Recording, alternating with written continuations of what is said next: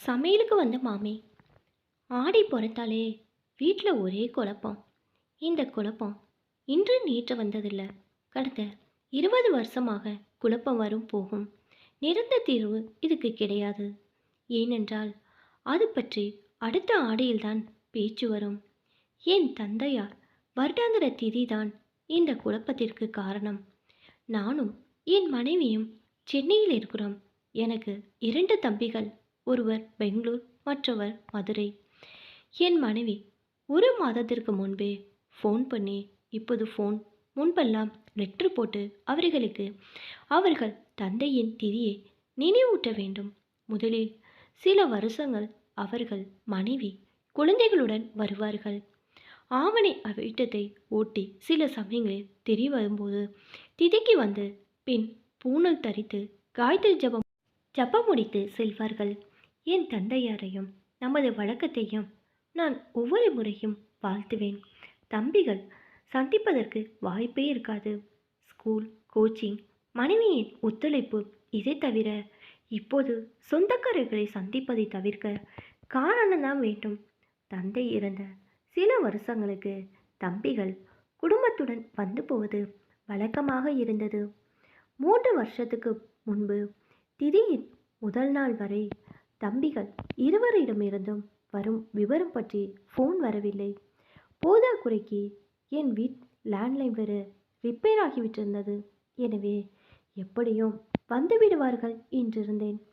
திதி அன்று காலையில் தம்பி ஒருவன் வந்து விட்டான். அவனுக்கு ஆஃபீஸில் ஏதோ இன்ஸ்பெக்ஷனாம். நேற்று இரவு வரை வேலை செய்துவிட்டு இரவு பஸ் பிடித்து வந்து சேர்ந்திருக்கிறான். இன்ஸ்பெக்ஷன் பற்றி புரோகிராம் இருந்ததால் எப்படி போவது, அவர்களை எப்படி அழைத்து வருவது என்று குழம்பி குழம்பி கடைசியில் தனியாக வந்திருக்கிறான். அவன் வந்த 1/2 மணியில் அடுத்த தம்பியும் வந்து சேர்ந்தான்.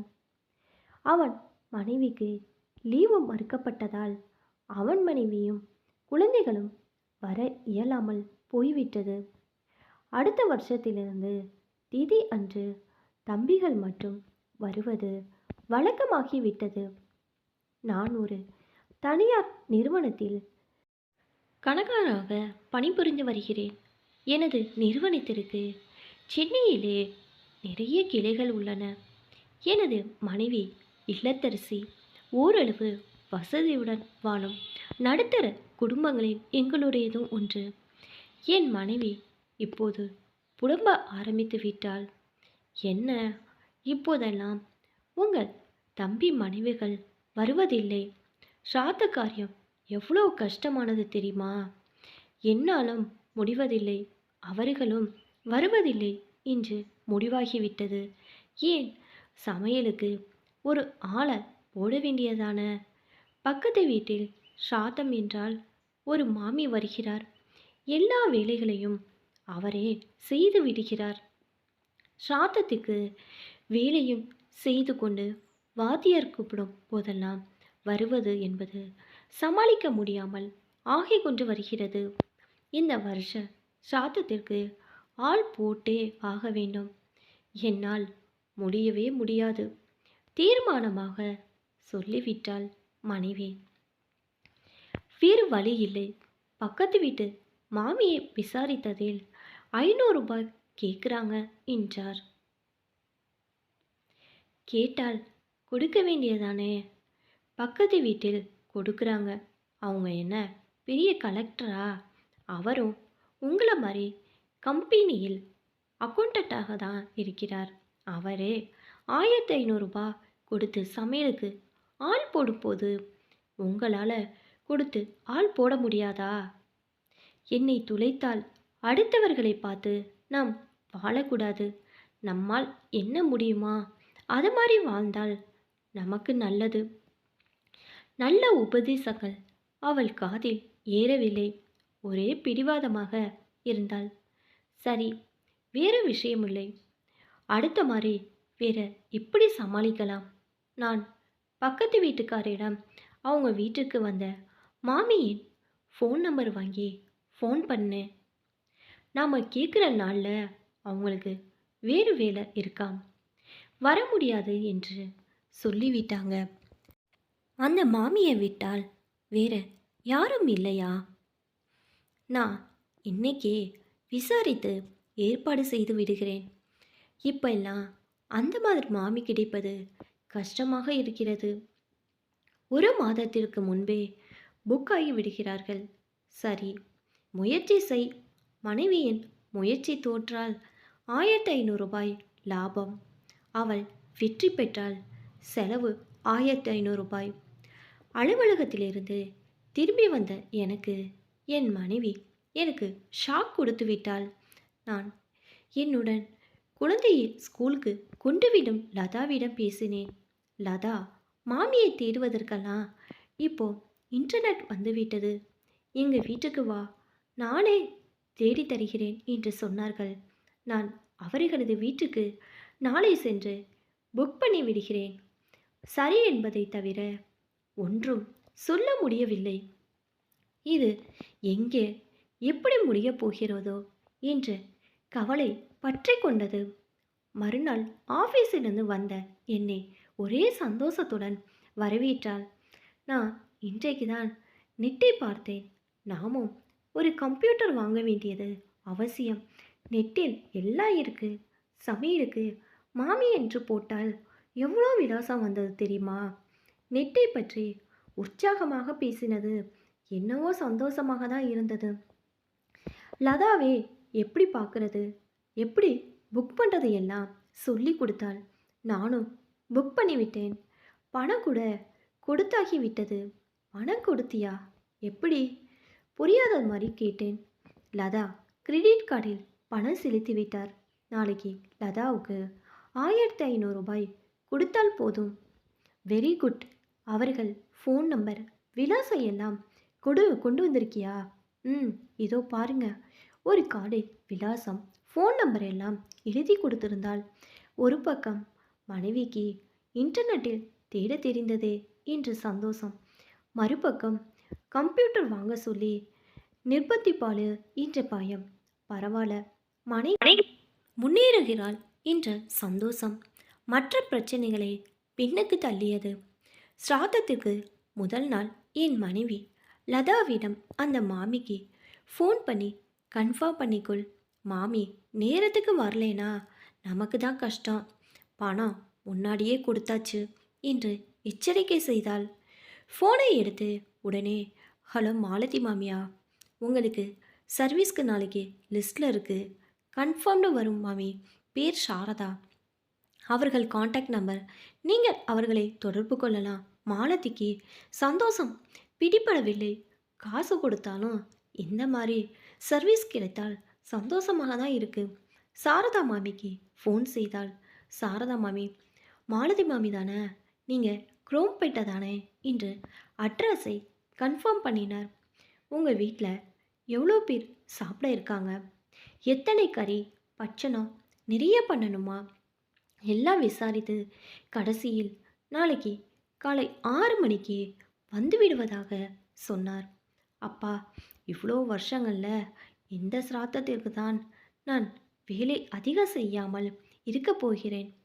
இது மட்டும் சரியாக ஒர்க் அவுட் ஆகிவிட்டால் ஒவ்வொரு வருஷமும் இந்த ஏற்பாடுதான். நாம் ஏன் உடலை மாய்த்து கொள்ள வேண்டும்? இந்த விஷயத்தை தம்பி மனைவிகளிடம் உடனே சொல்ல வேண்டும் என்று துடித்தாள். அவர்களுக்கு ஃபோன் செய்து, இந்த தடவை ஸ்ராத்தம் எப்படி தெரியுமா, நான் ஒரேடியா செய்ய முடியாது என்று சொல்லிவிட்டேன். மாமி போட்டுதான் ஆக வேணும் என்று அடித்து சொல்லிட்டேன். அதை விட வேடிக்கை என்ன தெரியுமா? நானே லதா, உனக்கு தெரியுமே, நம்ம பிரசன்னா கூட படிக்கிறானே நாராயணன், அவன் அம்மா வீட்டுக்கு போய் இன்டர்நெட்டில் மாமியை புக் பண்ணிட்டேன். அப்பா, மாமி ஏற்பாடு பண்ணினானோ பொழைச்சேனோ. இல்லை என்றால் சாத்தத்திற்கு முதல் நாள் இப்படி ரிலாக்ஸாக பேச முடியுமா? ஒரே டென்ஷன். வேலை கொஞ்சம் ஜாஸ்தினா டென்ஷன் ஆகி 3 தடவை டயர்டாகி விடுவேன். வழக்கமாக சாத்தத்தன்று காலை 4 மணிக்கே எழுந்திருக்க வேண்டியிருக்கும். ஏதோ மறதியாய் 4 மணிக்கு வைத்த மொபைல் அலாரம் ஒலிக்க சிறிது புன்முறுவலுடன் அதை அமர்த்தி மீண்டும் படுக்கையில் சரிந்தாள். 5 மணி அலாரம் அடித்திருக்க வேண்டும்.